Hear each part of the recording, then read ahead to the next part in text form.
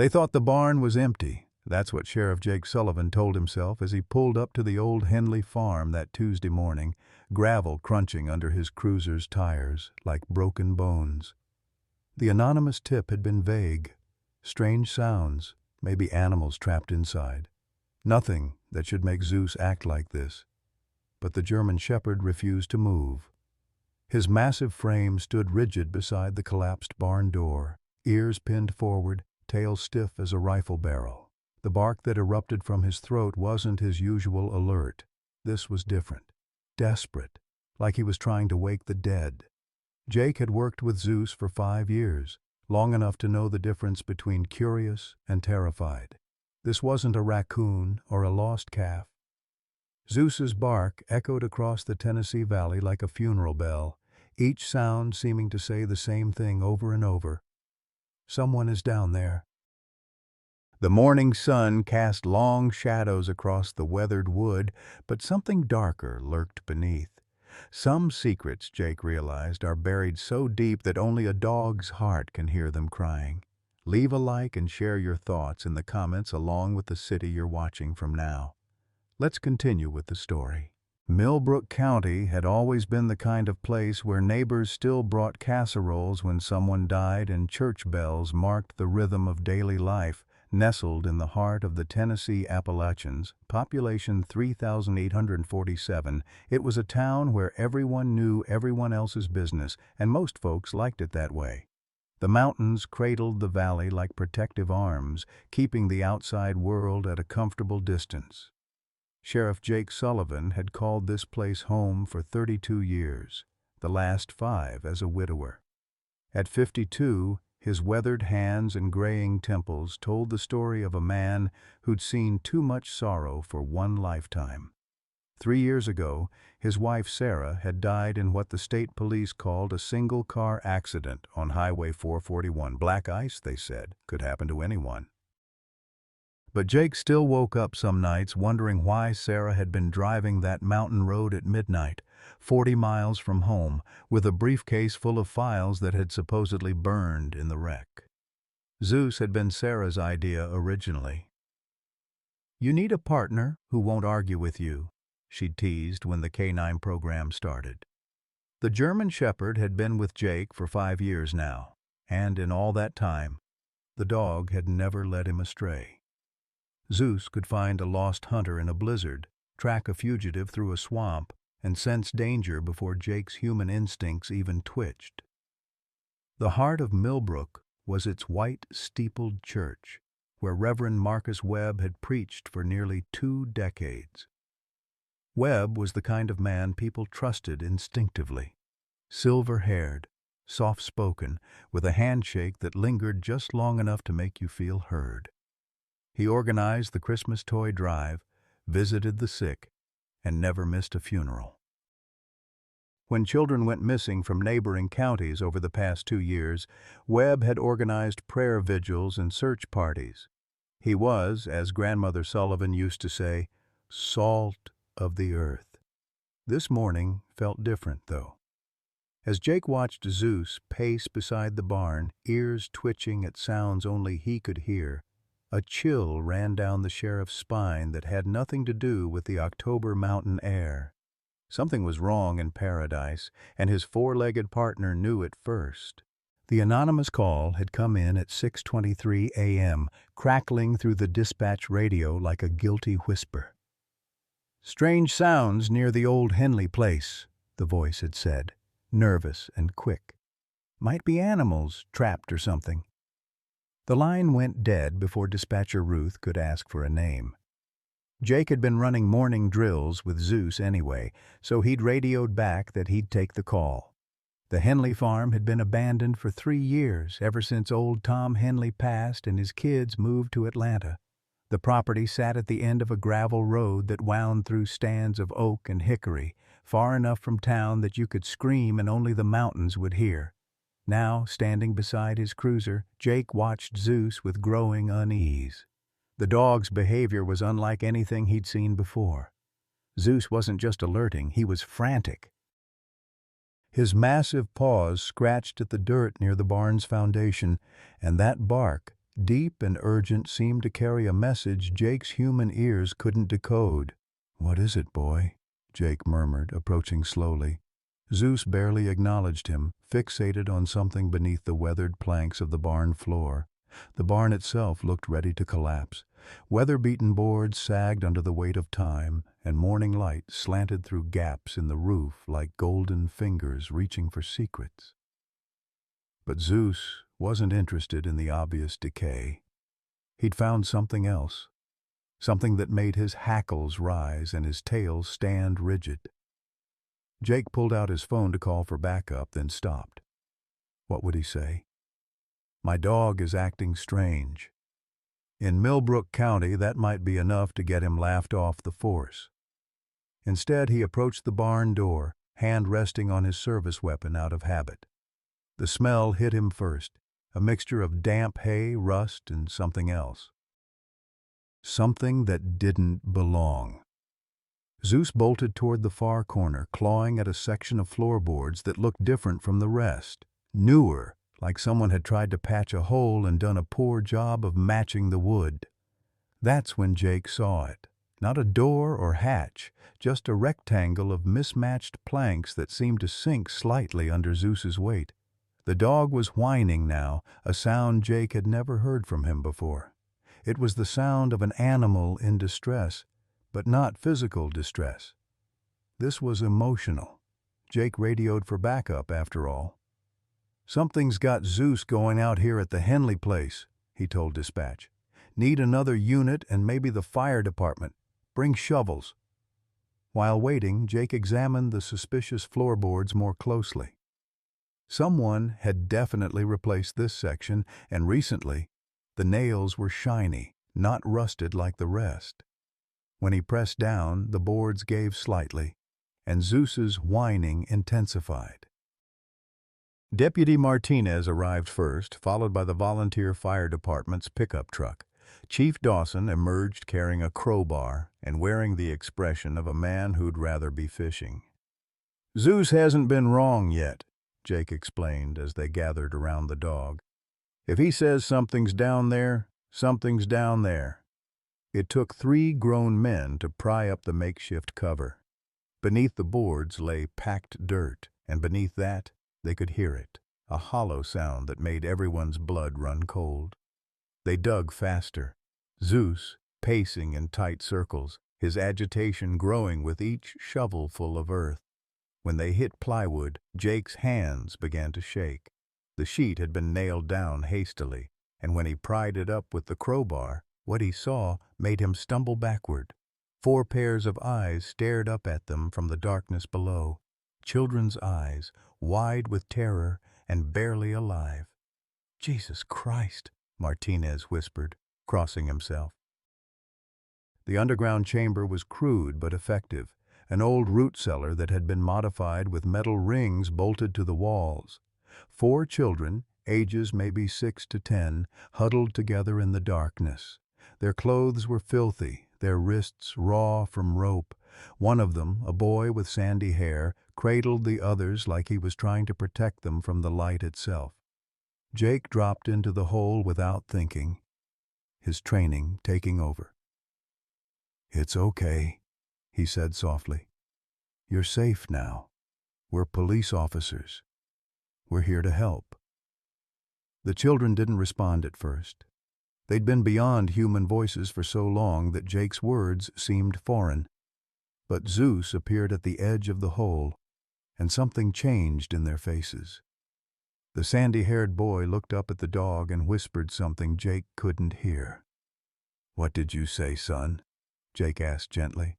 The boy's lips moved again, barely audible. "We prayed someone would hear us." He barked. As paramedics arrived and began the delicate process of lifting the children to safety, Jake noticed something troubling. These kids had been down there longer than anyone could survive without food or water, yet they were alive. Someone had been caring for them, feeding them, keeping them just healthy enough to survive. The sandy-haired boy, who would later be identified as Tommy Ray, was the last one brought up. As EMTs wrapped him in blankets, he reached out toward Zeus. The dog moved closer, and Tommy buried his face in the German shepherd's fur. For the first time since they'd found him, the boy made a sound. Not words, but a sob of relief so profound it broke something inside Jake's chest. By noon, the scene looked like a movie set. News vans, police cars, ambulances, and half the town gathered behind yellow tape. Reverend Webb had arrived early, offering prayers and comfort to the families of the children who'd been identified. He moved through the crowd like a shepherd tending his flock, his presence bringing calm to the chaos. But Zeus remained agitated. Even as the children were loaded into ambulances, even as the crime scene team began processing the underground chamber, the dog wouldn't settle. He kept returning to the hole, sniffing around the edges, whining softly. It was as if he knew something the humans had missed. "Good boy," Jake said, kneeling beside his partner. "You did good, Zeus. You saved them." But as he looked into the dog's intelligent brown eyes, Jake had the unsettling feeling that Zeus wasn't finished.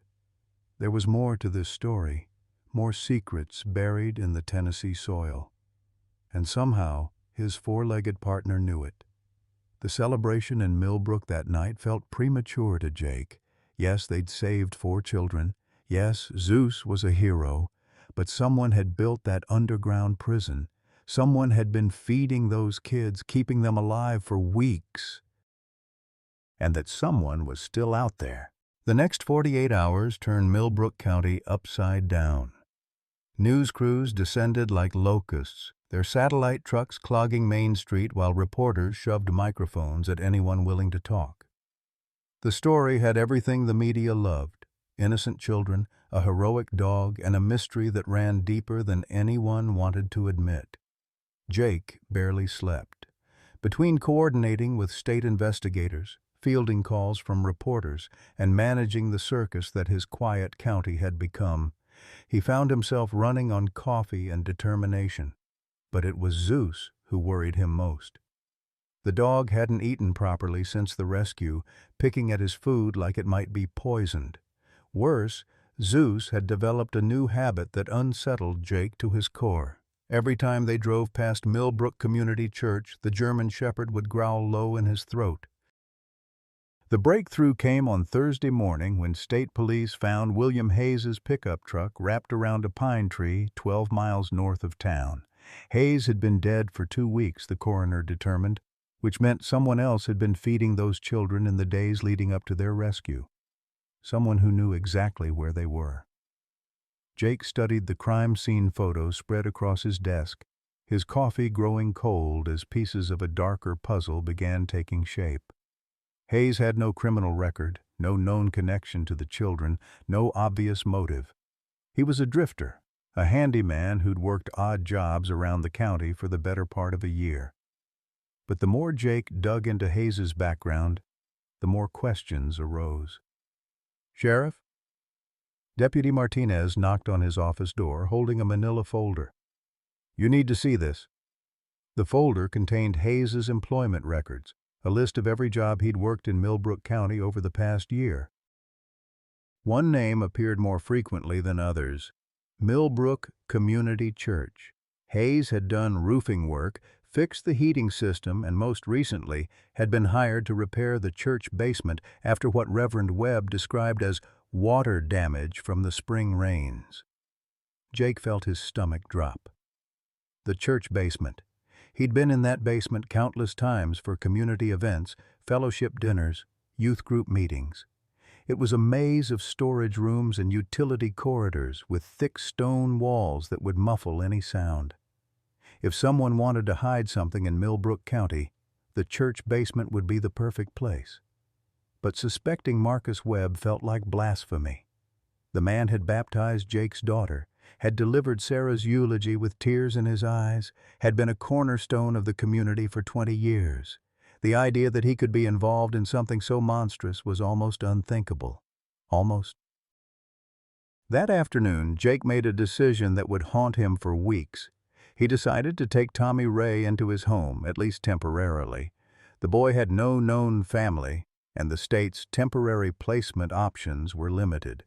More importantly, Tommy seemed to trust Zeus in a way he trusted no other living creature, and Jake had learned to trust Zeus's judgment above his own. The social worker, a kind woman named Patricia Mills, had reservations. "Are you sure about this, Sheriff? The boy hasn't spoken since we found him. The trauma he's experienced, it's going to take specialized care." Jake looked through the hospital room window where Tommy sat on the bed, one small hand resting on Zeus's head while the dog remained perfectly still beside him. "That dog saved his life," Jake said. "Maybe he can help save the rest of it, too." Moving Tommy into Jake's small house on Elm Street was like bringing home a ghost. The boy was physically present but emotionally absent, eating when food was placed in front of him, sleeping when exhaustion overtook him, but showing no interest in toys, television, or any of the things that usually attracted children his age. The only time Tommy showed any animation was when Zeus was near. Jake found himself studying the boy, looking for clues to his past. Tommy was small for 8 years old, with sandy hair and green eyes that seemed to hold too much knowledge for his age. His clothes, when they'd found him, had been worn but clean, suggesting someone had been caring for him, at least minimally.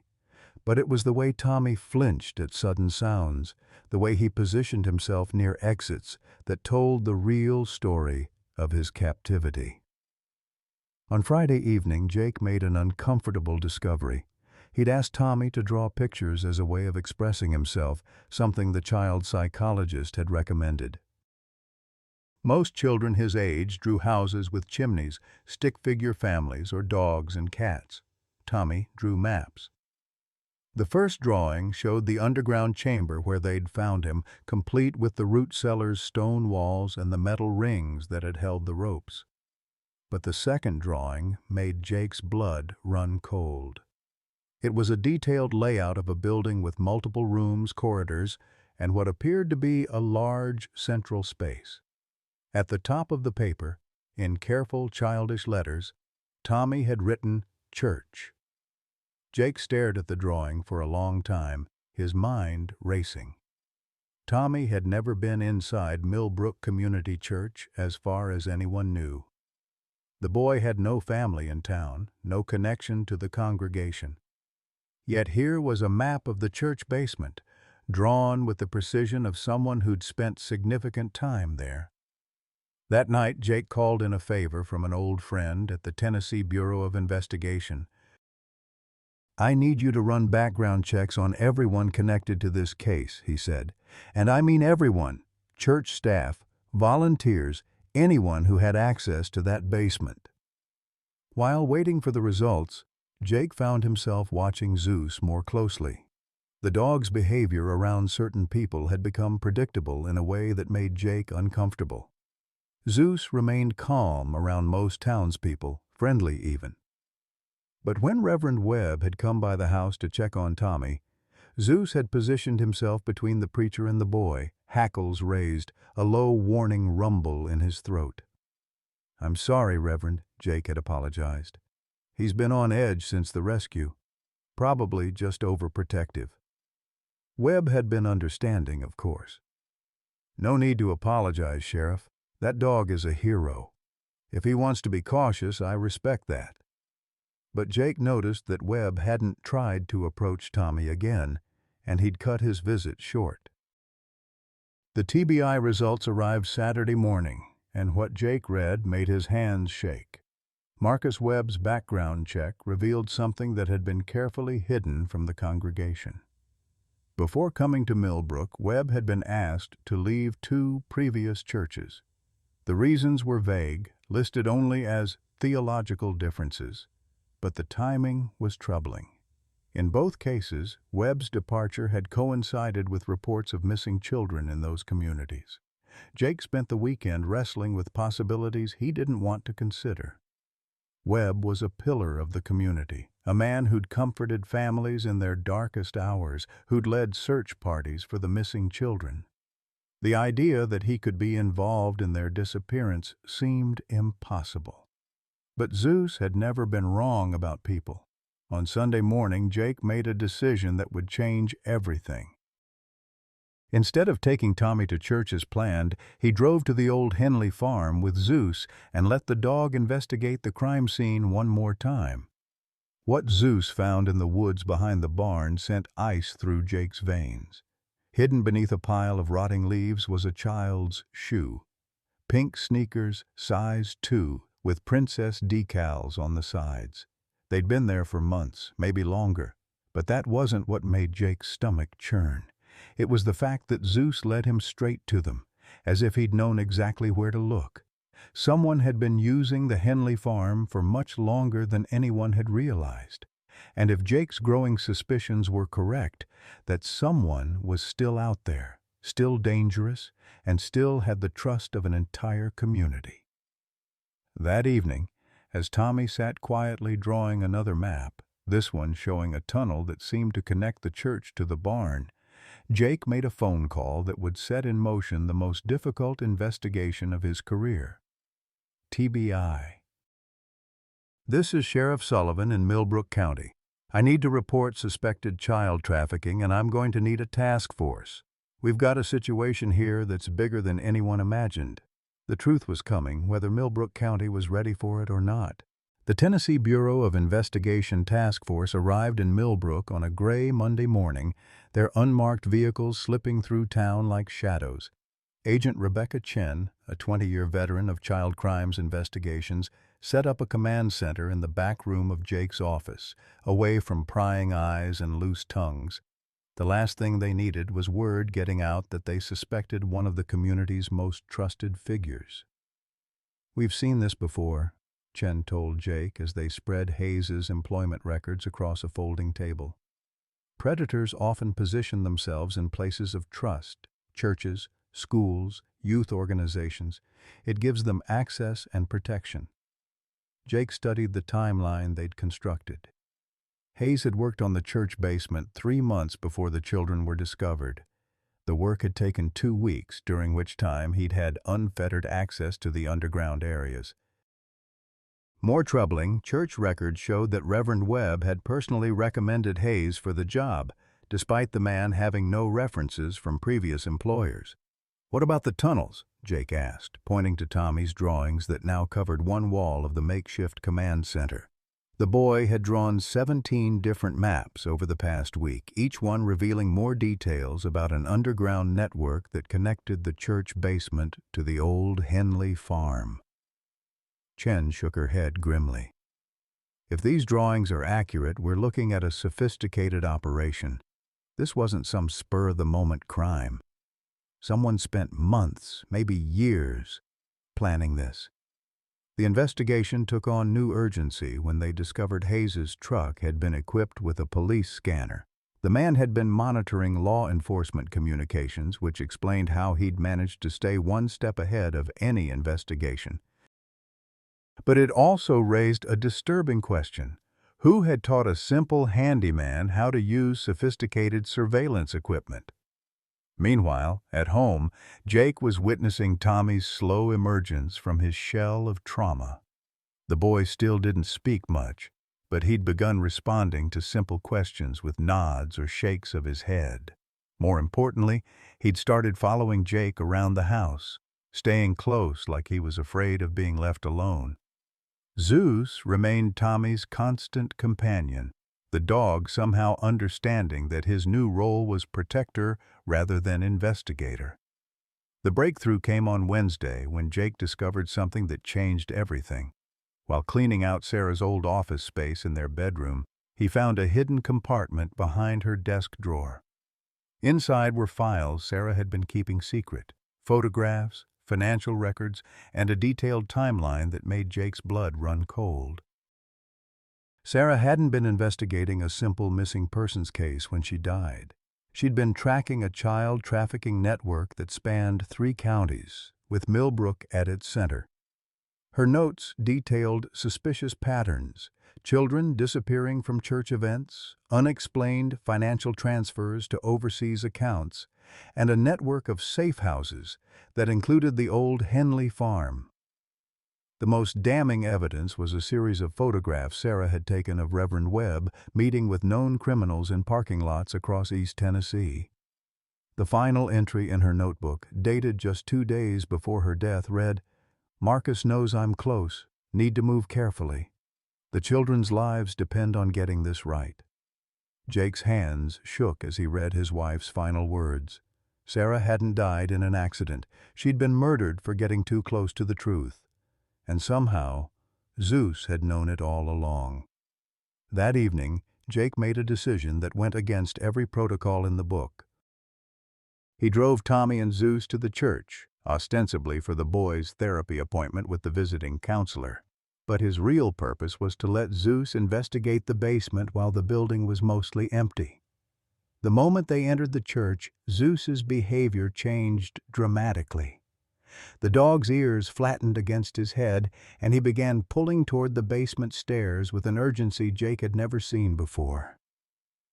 Tommy noticed too, pressing closer to Jake's side as they descended into the lower level.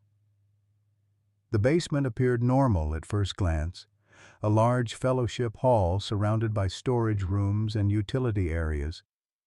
But Zeus led them to a corner storage room that Jake had never paid much attention to before. The dog began pawing at what appeared to be a solid wall, whining softly in the back of his throat. Jake examined the wall more closely and discovered what Tommy's drawings had tried to tell them. What looked like stone and mortar was actually a cleverly disguised door. And behind it lay a narrow tunnel that disappeared into darkness, heading in the direction of the old Henley farm. As they stood there staring into the tunnel, Tommy spoke for the first time since his rescue. His voice was barely a whisper, but his words hit Jake like a physical blow. "That's where he kept Michael." "Michael?" Jake knelt beside the boy. "Who's Michael, son?" Tommy's green eyes filled with tears. "The other boy. The one who tried to protect us. He said the man in the collar was his daddy. But daddies don't hurt their children. Do they, Mr. Jake?" The revelation that there was another child, possibly still missing, galvanized the investigation. Agent Chen ordered immediate surveillance of Reverend Webb while teams prepared to search the tunnel system. But Webb proved to be more careful than they'd anticipated. The man's routine never varied.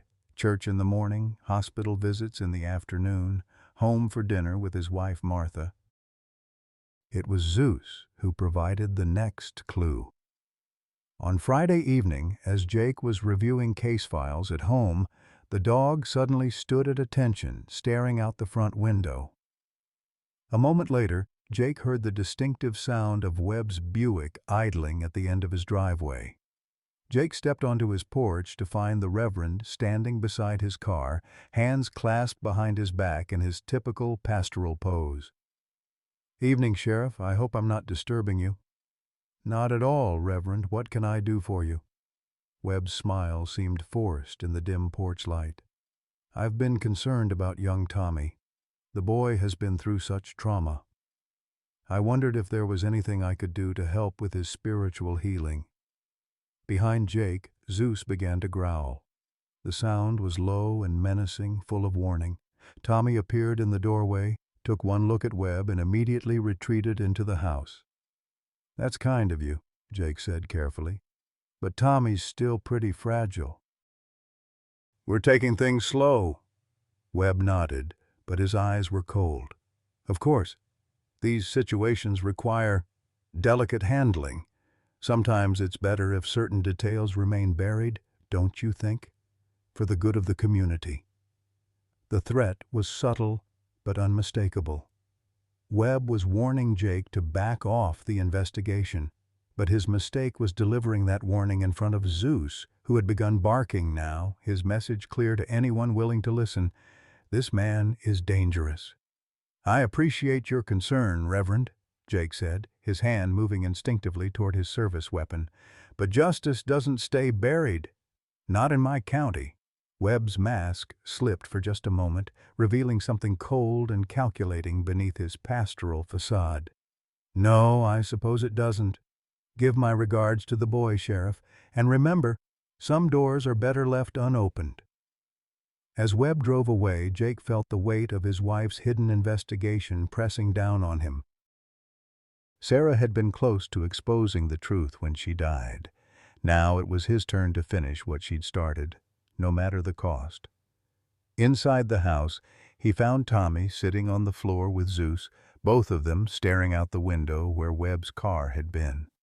The boy looked up at Jake with those two old eyes and whispered, "He knows we know." Jake knelt beside them, one hand on Tommy's shoulder, the other on Zeus's head.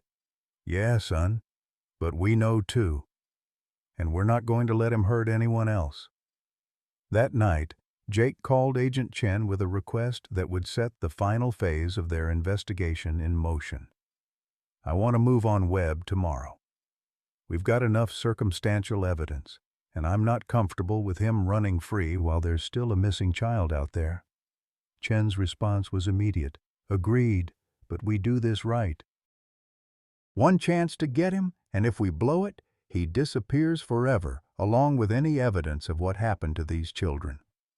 As Jake lay in bed that night, listening to Zeus's steady breathing from Tommy's room across the hall, he thought about Sarah's final notebook entry.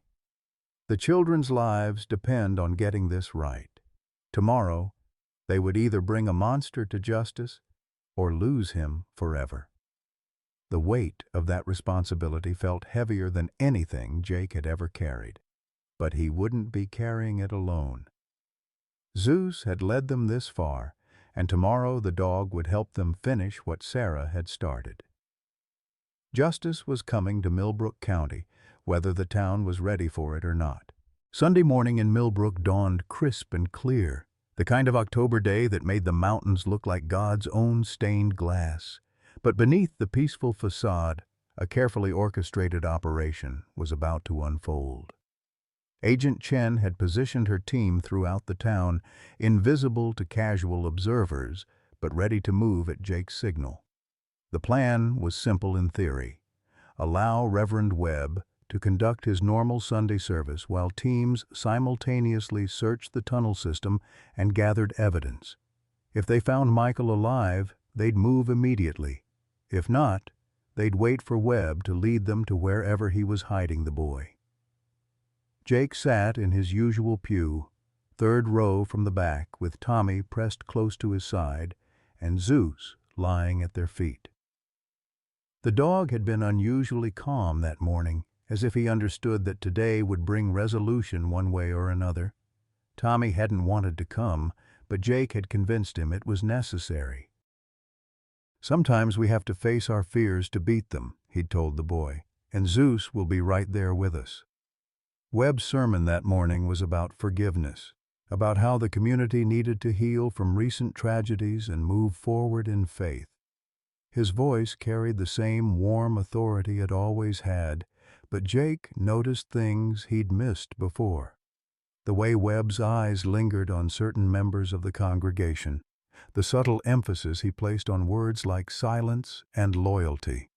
The almost imperceptible nod he gave to three men Jake didn't recognize, sitting in the back row. "Sometimes," Webb intoned from the pulpit, his silver hair catching the morning light, "the Lord asks us to bear burdens we don't understand, to keep faith even when earthly authorities question divine will." Zeus shifted restlessly at Jake's feet, a low rumble building in his chest. Tommy's small hand found Jake's arm, fingers gripping tight. The boy was trembling, and Jake realized with growing horror that Tommy recognized something in Webb's sermon. Words he'd heard before, in darker circumstances. The service continued for another 20 minutes, but Jake barely heard it. His radio earpiece crackled softly with updates from the search teams. They'd found the tunnel system exactly where Tommy's drawings had indicated, but so far no sign of Michael. More disturbing, they'd discovered evidence of recent use: fresh footprints in the dirt, empty food containers, blankets that still held the scent of a child. As the congregation began filing out after Webb's closing benediction, Jake noticed the three strangers in the back row hadn't moved. They sat watching the crowd disperse, their attention focused particularly on families with children. One of them, a man with dead eyes and scarred hands, was staring directly at Tommy. Jake's blood ran cold. These weren't random visitors. They were part of Webb's network, and they were here for a reason. "Stay close to me," Jake whispered to Tommy as they stood to leave. Zeus immediately positioned himself between the boy and the back of the church, hackles raised in warning. Webb intercepted them at the door, his pastoral smile in place but his eyes cold as winter. "Sheriff Sullivan, young Tommy, how wonderful to see you both in God's house this morning." "Reverend," Jake replied carefully, his hand moving instinctively toward his concealed weapon. Webb knelt to Tommy's level, ignoring Zeus's low growl. "How are you adjusting to your new home, son? I hope you're finding peace after your terrible ordeal." Tommy pressed closer to Jake, but didn't answer. Webb's smile never wavered, but something predatory flickered in his expression. "Children sometimes carry burdens too heavy for their small shoulders. Sometimes it's kinder to help them forget." The threat was unmistakable. Webb was warning them that Tommy's testimony could be silenced permanently if necessary. But his mistake was making that threat in front of Zeus, who had begun barking now, sharp warning barks that echoed through the church sanctuary. "I think we should go," Jake said, lifting Tommy into his arms. Zeus moved with them, never taking his eyes off Webb. As they reached the parking lot, Jake's earpiece crackled with urgent news from Agent Chen. "Jake, we've got movement at the Webb residence. Martha Webb just loaded a suitcase into their car and drove off toward the interstate. And there's something else. We found children's belongings in the tunnel system. Recent ones." Jake's heart raced as he processed the implications. Webb was preparing to run, which meant Michael was in immediate danger. Worse, the presence of recent evidence suggested there might be other children they hadn't accounted for. Before Jake could respond, Tommy tugged at his shirt and whispered urgently, "Mr.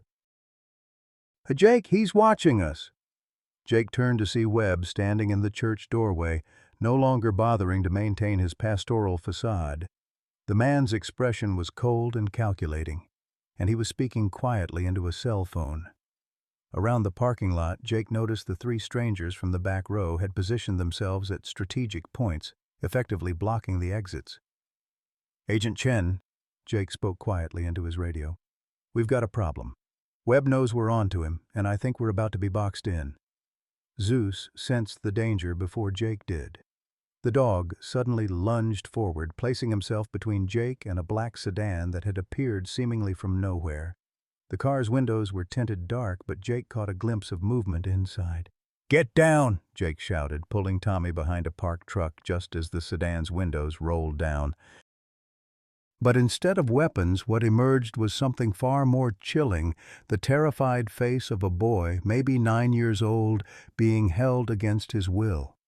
Michael. It had to be Michael. The car idled in the parking lot for a moment that felt like eternity, the unspoken message clear. They had Michael, and any move against Webb would result in the boy's death. Then the sedan began to move, slowly, deliberately, toward the church exit. Jake faced an impossible choice: let the car leave and lose Michael forever, or risk a confrontation that could get the boy killed. Zeus made the decision for him. The German shepherd broke free from Jake's grasp and ran directly toward the moving vehicle, barking with desperate urgency. The driver, startled by the sudden appearance of the dog, swerved and hit the brakes. In that moment of confusion, Jake saw his chance.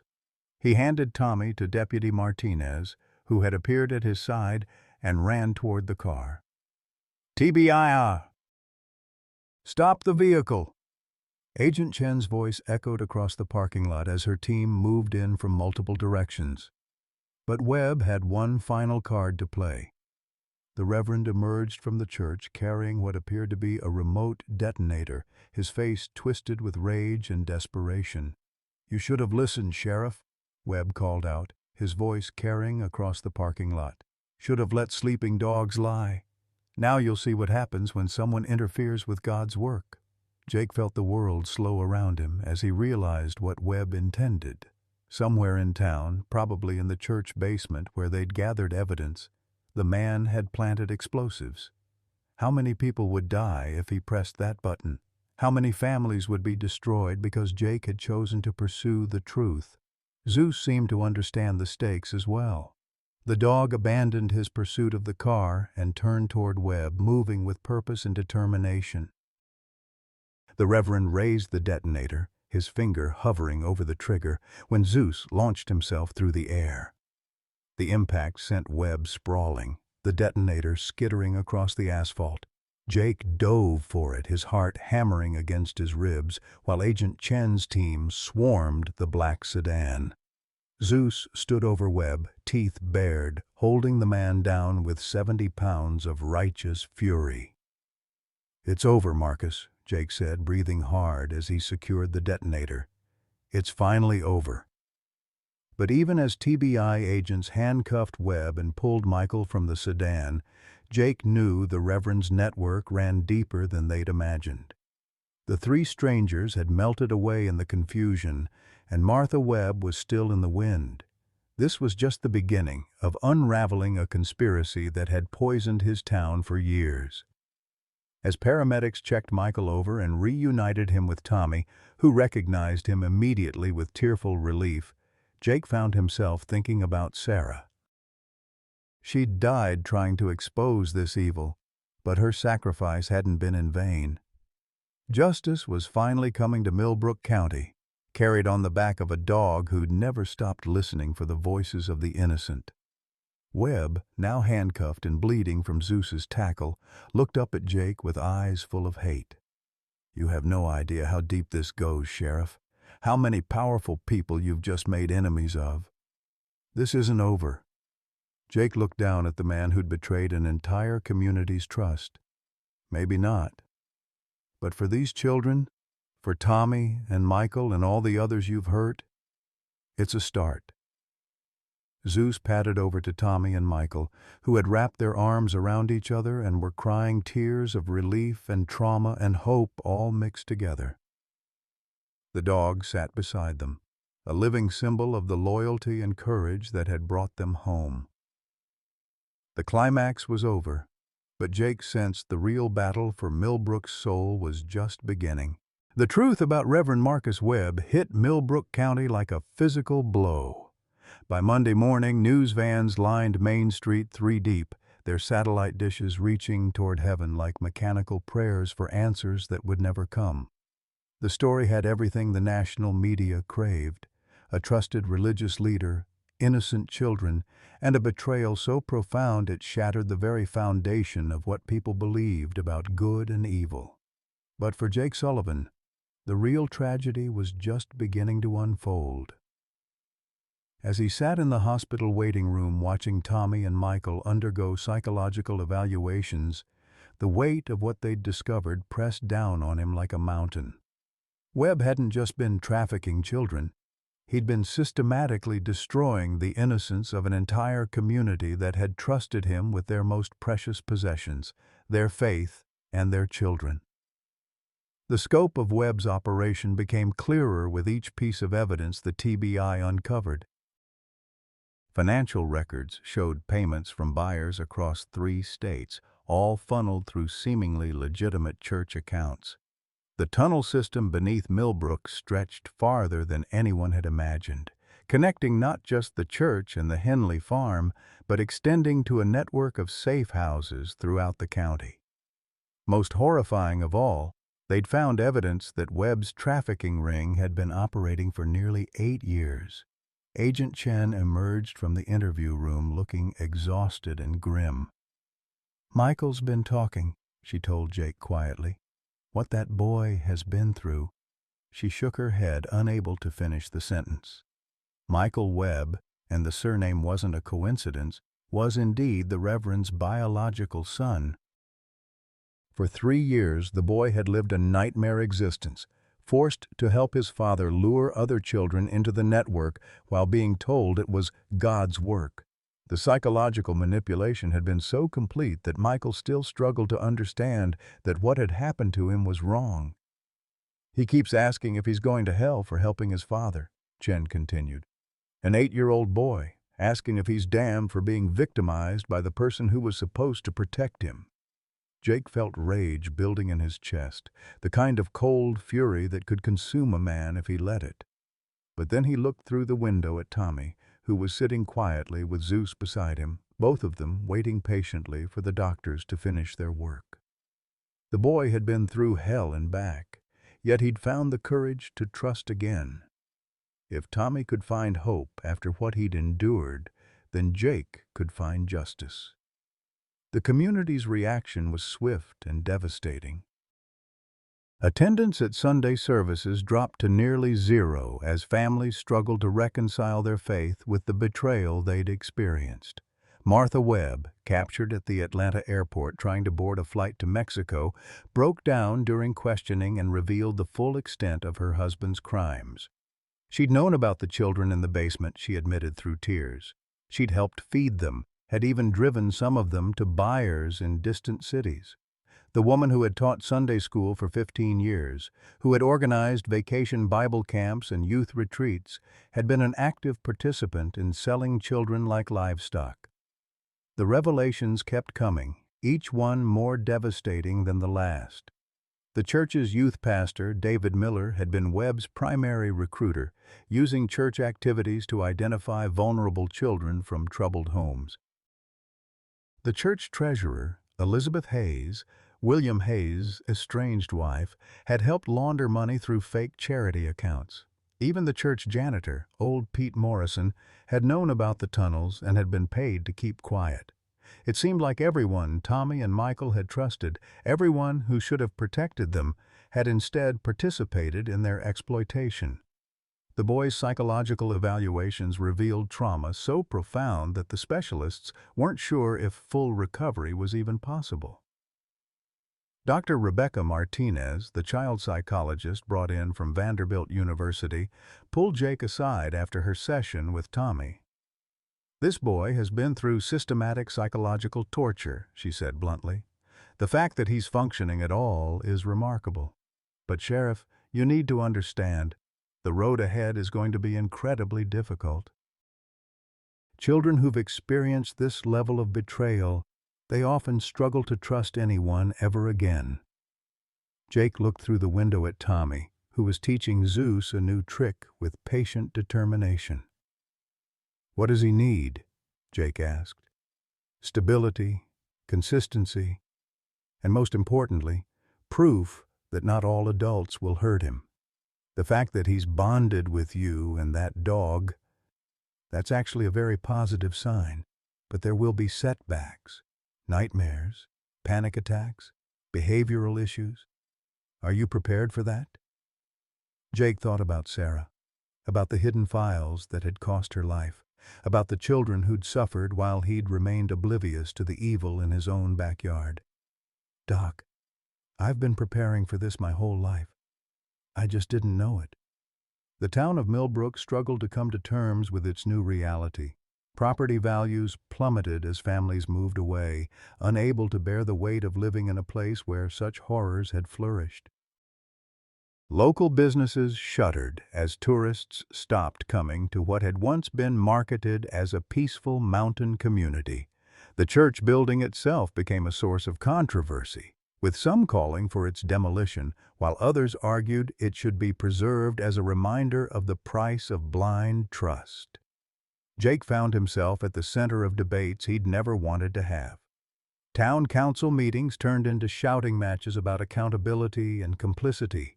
How had so many people missed the signs? Why hadn't anyone questioned Webb's frequent charity trips with busloads of children? How could an entire community have been so thoroughly deceived? "Maybe we saw what we wanted to see," old Mrs. Patterson said during one particularly heated meeting. Marcus Webb gave us someone to look up to, someone who made us feel good about ourselves. We didn't want to look too close because we might see something that made us uncomfortable. The comment sparked fury from other residents who refused to accept any responsibility for what had happened. But Jake knew Mrs. Patterson was right. Communities, like individuals, could choose blindness when the truth was too painful to bear. Millbrook had chosen to trust rather than verify, to assume rather than investigate. The price of that choice was being paid by children who should have been protected. As the weeks passed, more victims came forward.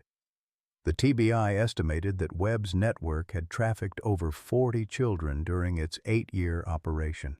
Some had been returned to families who thought they were dead. Others had simply vanished, sold to buyers whose identities might never be known. The lucky ones, like Tommy and Michael, had been rescued before they'd been shipped out of state. The psychological toll on the community was immense. Suicide rates spiked as adults grappled with guilt and shame. Families fell apart under the strain of questioning everything they'd believed. Children who'd attended Webb's youth program suffered nightmares and panic attacks, wondering if they'd been targeted too. Jake watched it all unfold with a heavy heart, but his primary focus remained on Tommy and Michael. The boys had moved in with him permanently now, the state having fast-tracked his application to become their legal guardian. The house on Elm Street had been transformed into something resembling a fortress, with security cameras and reinforced locks, but also with toys in the yard and the sound of children's laughter for the first time in years. Zeus had adapted to his new role as protector and companion with remarkable grace. The dog seemed to understand that his job now was different from his police work. Instead of hunting criminals, he was helping heal trauma. Instead of finding evidence, he was providing comfort, and he was remarkably good at it. Tommy still woke up screaming some nights, convinced that Webb was coming for him. But Zeus was always there, a warm presence in the darkness, proof that not everything in the world wanted to hurt him. Michael struggled with guilt, believing he was responsible for what had happened to the other children. But Zeus never judged, never questioned, just offered unconditional love and acceptance. The tragedy that had befallen Millbrook County was far from over. Trials would drag on for years. Civil suits would bankrupt the church and divide the community further. Families would continue to struggle with trauma and betrayal. But in the small house on Elm Street, where 2 broken boys and a grieving sheriff were learning to be a family with the help of a remarkable dog, something resembling hope was beginning to take root. The road ahead would be long and difficult. But they would walk it together, one step at a time, one day at a time, until they found their way home.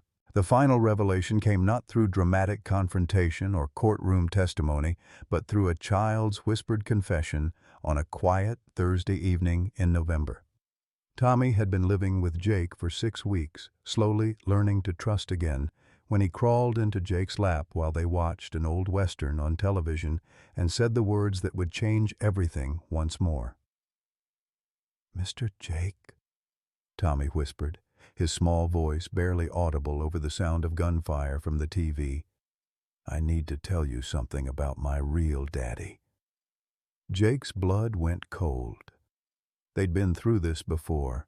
Tommy's confusion about Webb being called Reverend Father by the other children, the way the boy sometimes referred to the man as his daddy, even though there was no biological connection. Dr. Martinez had explained it was common for trafficked children to develop complex relationships with their captors, especially when psychological manipulation was involved.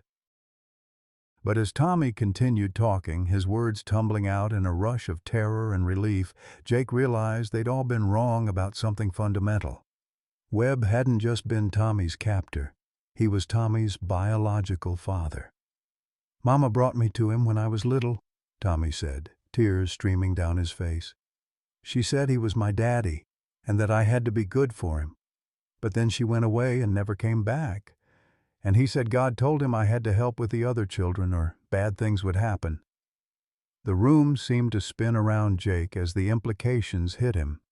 Tommy wasn't just another victim of Webb's trafficking ring. He was Webb's own son, abandoned by his mother and then systematically abused by his father for years. The boy had been forced to help lure other children into the network, told that resistance would result in divine punishment, conditioned to believe that the horrors he witnessed were normal and necessary.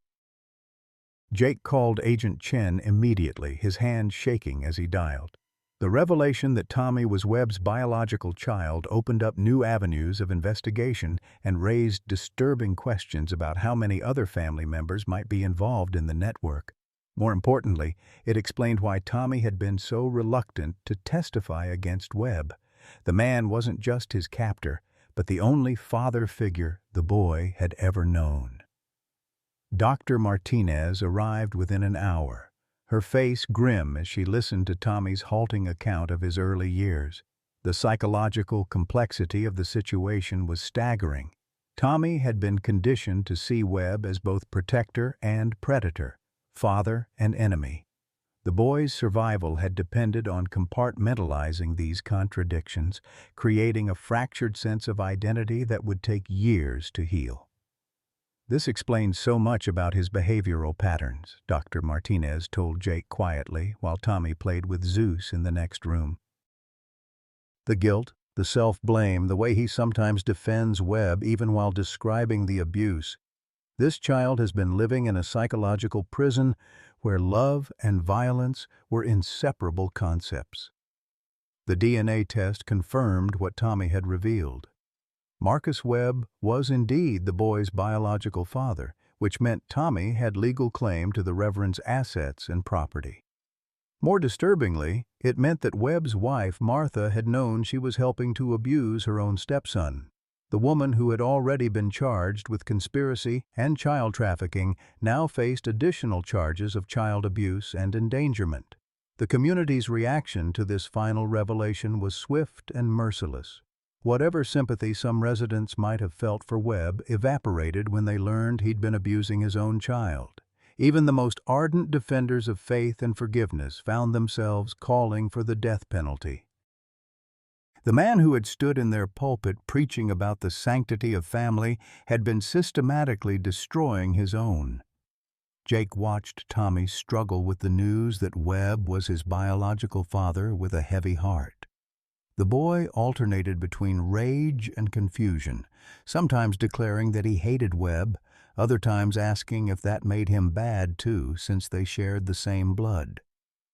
Zeus seemed to sense the boy's turmoil, staying closer than ever, providing a constant reminder that love didn't require blood relations. "Families aren't about who made you," Jake told Tommy one evening as they sat on the porch watching the sunset paint the mountains gold. "They're about who chooses to love you and protect you every single day. Webb might be your biological father, but he never acted like a daddy should. That makes him a stranger who happened to share your DNA, nothing more." Tommy considered this for a long moment, absently stroking Zeus's head. "So you're my real daddy now?" he asked quietly. Jake felt his throat tighten with emotion. "If you want me to be, son. If you'll have me." Tommy nodded solemnly. "I want you to be my daddy, and Zeus can be my brother." The adoption paperwork was expedited through the courts, partly due to the high-profile nature of the case and partly because Tommy's biological mother had never been located despite extensive searches. Webb, facing multiple life sentences, had signed away his parental rights without contest, perhaps his first act of genuine protection toward his son. But even as legal documents formalized what had already become reality in their hearts, Jake knew the hardest battles lay ahead. Tommy would need years of therapy to unravel the psychological damage Webb had inflicted. There would be nightmares, setbacks, moments when the boy would struggle to trust even those who loved him most. The revelation about his parentage had added new layers of trauma that would take time to process and heal. Michael Webb faced similar challenges, though his case was complicated by the fact that his mother Martha was still alive and seeking custody from prison. The boy wanted nothing to do with either parent, begging to stay with Jake and Tommy, but the legal system moved slowly when it came to severing parental rights. As Jake tucked Tommy into bed that night, Zeus already curled up on the floor beside the boy's bed like a furry guardian angel. He thought about the strange path that had brought them all together. A dog's bark in an abandoned barn had started a chain of events that had destroyed one family and created another. Evil had been exposed and justice was being served, but the price had been paid by children who deserved so much better. "Sweet dreams, son," Jake whispered, kissing Tommy's forehead. "Night, Daddy," Tommy replied, the words still new and precious between them. "Night, Zeus." The dog's tail thumped once against the floor, and Jake knew that tomorrow would bring its own challenges. But tonight, in this moment, they were a family. Broken, healing, but whole in the ways that mattered most. 2 years later, spring came to Millbrook County with a gentleness the town hadn't felt in decades. The dogwood trees bloomed white against the green mountains, and for the first time since the trials ended, Main Street bustled with something resembling normalcy. Tourists had begun returning, drawn not by the dark history, but by the community center that had risen from the ashes of betrayal. The Millbrook Hope Center stood where the old church had been, its modern glass and stone architecture deliberately different from the Gothic spires that had hidden so much evil. Inside, children who had experienced trauma received therapy through art, music, and animal-assisted healing programs. The centerpiece of the facility was a bronze statue in the main lobby, a German shepherd with one paw raised, ears alert, forever listening for those who needed help. Jake stood in his kitchen on a Saturday morning, watching through the window as Tommy and Michael played fetch with Zeus in the backyard. At 10 and 11 now, the boys had grown taller and stronger, but more importantly, they had learned to laugh again. Tommy's nightmares had become rare, replaced by dreams of becoming a veterinarian like Dr. Sarah Chen, who had helped Zeus through his recent surgery for arthritis. Michael, after a long legal battle, had officially become Jake's second adopted son when both his parents signed away their rights from federal prison. "Dad, Zeus won't give me the ball back." Tommy's voice carried through the open window, the word "Dad" still music to Jake's ears even after all this time. "That's because he's smarter than you," Michael called back, laughing as he tackled his younger brother in the grass. Zeus, now 8 years old and officially retired from police work, trotted over to break up the wrestling match with the patient dignity of an elder statesman. The dog had adapted to his new role with characteristic grace, trading his police vest for a therapy dog certification and spending his days bringing comfort to children at the Hope Center. Jake poured himself a second cup of coffee and walked onto the porch, settling into the rocking chair Sarah had picked out years ago. The morning newspaper lay folded beside him, its headline announcing that Marcus Webb had died in federal prison the previous week. "A heart attack," the article said. Jake felt no satisfaction in the news, only a quiet relief that Tommy and Michael would never have to face the man in court again. The boys had testified during the trials, their courage helping to convict not just Webb, but 17 other members of the trafficking network. The FBI had rescued 43 children in total, some from as far away as California and Florida. Each rescue had felt like a small victory, proof that Zeus's bark that October morning had started something larger than anyone imagined. "Morning, Sheriff." The voice belonged to Pastor Elena Rodriguez, the young woman who had taken over spiritual care for those who still sought faith after betrayal. She walked up the gravel driveway carrying a basket of fresh bread, her approach causing Zeus to wag his tail in greeting. "Morning, Pastor. Coffee's fresh if you want some." Elena settled into the chair beside him, accepting the offered mug with grateful hands. "How are the boys handling the news about Webb?" Jake glanced toward the yard where Tommy was now teaching Zeus a new trick, his face bright with concentration. Tommy said he felt sad, but not for Webb. Said he felt sad for all the children who never got to have a real family like we do. "That boy has the heart of a healer," Elena observed. "Both of them do. It's remarkable what love can accomplish." They sat in comfortable silence, watching the boys play. Michael had struggled more with anger and trust issues, but he was flourishing in his role as big brother, protective and patient with Tommy in a way that reminded Jake of Zeus. The dog had taught them all something about loyalty and unconditional love. "I've been thinking about Sarah a lot lately," Jake said quietly. "About how she'd feel seeing all this." Elena nodded. "She started something important with her investigation. Without her courage, none of this healing would have been possible." Jake smiled, remembering his wife's determination to protect children even at the cost of her own life. The hidden files that had cost Sarah everything had ultimately saved dozens of children and brought down a network that had operated in darkness for too long. Zeus ambled over to the porch, settling himself at Jake's feet with a contented sigh. The dog's muzzle was grayer now, and he moved more slowly, but his eyes remained alert and intelligent. He still knew when someone needed comfort, still positioned himself between his family and any potential threat. "You know what the best part is?" Jake said, scratching behind Zeus's ears. "They're just normal kids now. They argue about chores, fight over video games, worry about pop quizzes at school. All the things kids should worry about." Tommy ran up to the porch, breathless and grinning. "Dad, can we take Zeus to the center today?